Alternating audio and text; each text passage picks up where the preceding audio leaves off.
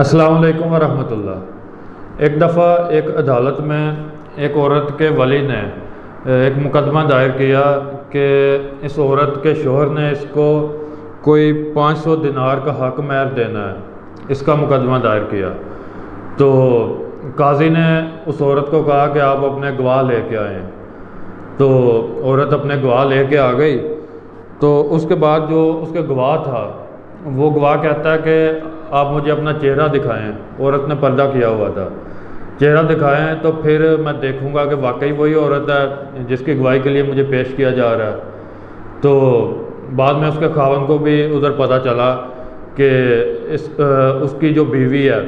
اس کو اس طرح کہا جا رہا ہے کہ پردہ ہٹائے تو پھر اس کے جو ہے نا وہ اس کا جو گواہ ہے وہ گواہی دے گا۔ تو وہ جو خاوند ہے پہلے تو وہ کہہ رہا تھا کہ نہیں، یہ میں نے اس کا حق مہر نہیں دینا، میرے ذمہ نہیں ہے، مطلب وہ کہتا کہ دے چکا ہوں یا نہیں دینا، اس طرح سے وہ کہہ رہا تھا۔ تو لیکن جب یہ بات اسے پتہ چلی تو وہ قاضی کو کہتا ہے کہ میں نے اسے حق مہر دینا ہے، ٹھیک ہے، میں اسے اتنا حق مہر دوں گا جو انہوں نے کہا ہے، آپ اس کے گواہی چھوڑ دیں، گواہ سے جو اس کا گواہ ہے اس سے گواہی لینے کی کوئی ضرورت نہیں، کیونکہ اس مرد کی غیرت نے یہ گوارا نہیں کیا تھا کہ اس کی بیوی کا پردہ جو ہے وہ ہٹایا جائے، مطلب اس کو کوئی اور دیکھے۔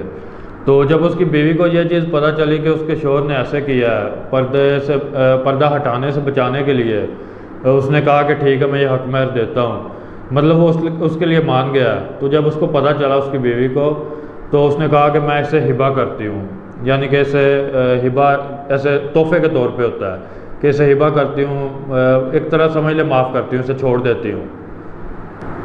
تو اس طرح سے اس کی بیوی نے اس کو تحفے میں وہ دے دیے، اس کو وہ پیسے چھوڑ دیے جو اس نے وہ دینے تھے،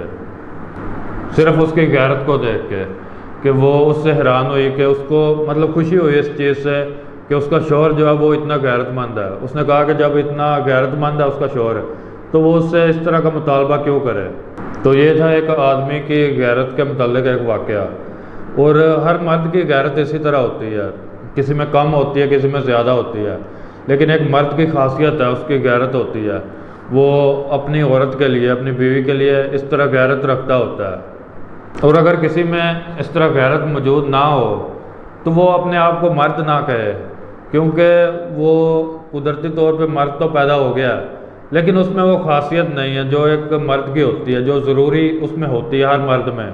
اس میں موجود نہیں ہے، لہٰذا وہ خود کو مرد نہ ہی کہے تو بہتر ہے۔ تو یہ ایک واقعہ تھا جو میں نے اس ویڈیو میں بیان کیا، اور اس کے علاوہ آپ چینل پہ دیکھ سکتے ہیں کافی سارے واقعات میں نے اپلوڈ کیے ہوئے ہیں،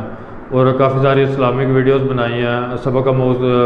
واقعات سنائے ہیں، آپ وہ ساری ویڈیوز چینل پہ دیکھ سکتے ہیں، اور چینل کو سبسکرائب بھی کر لیں تاکہ آپ کو نیو ویڈیوز بھی مل سکیں۔ السلام علیکم ورحمۃ اللہ۔